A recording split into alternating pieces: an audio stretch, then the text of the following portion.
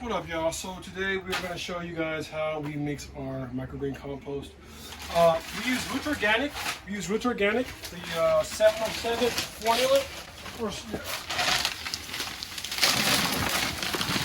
Now, because of the tote we use, you can't fill it up all the way or use the whole bag, but eventually the whole bag will go in there.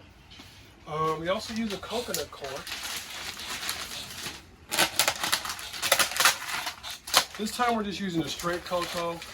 This is actually the next two things that we're going to be using is mainly just to cut the Roots Organic, because it's the most expensive thing in the whole bunch. So this is some cocoa. A lot of microgreen growers probably already know that you could grow directly just in this if you wanted to. But the flavor profile is going to taste a little different.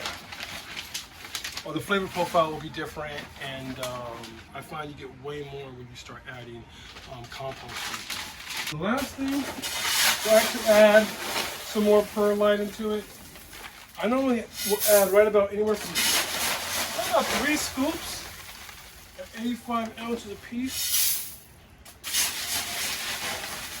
Again, this is just spreading it out. This is cutting the Roots Organic. Now, here's the secret sauce. Yaga.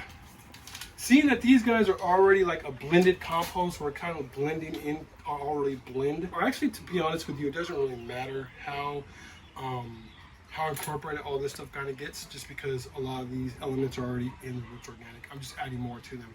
If you are doing element by element, then you want to definitely make sure and take your time and mix it thoroughly. But right now, it's not going to be as important. All right, here we go.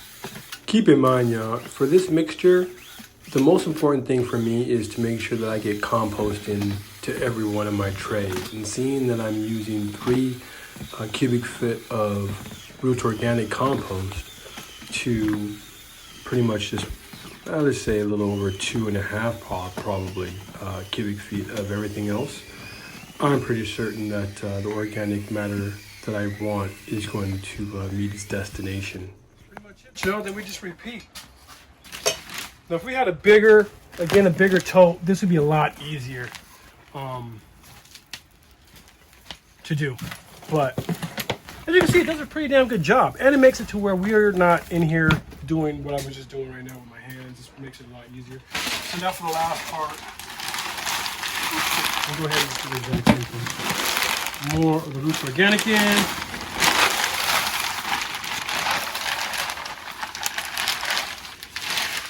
And the rest of the cocoa.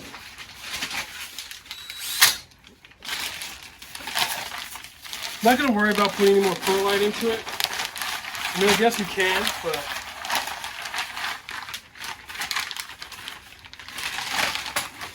you really don't need.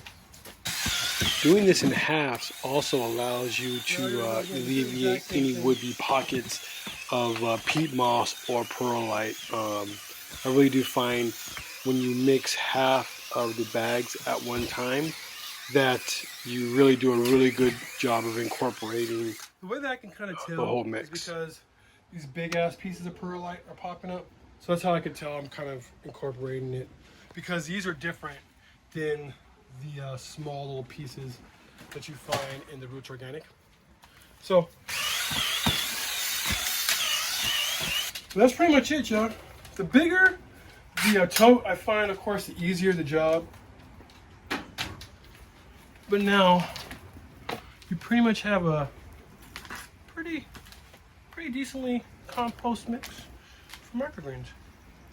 You can break some more of this stuff up too. Again, if this was bigger, this thing actually will do a really good job in breaking up a lot of these bigger clods.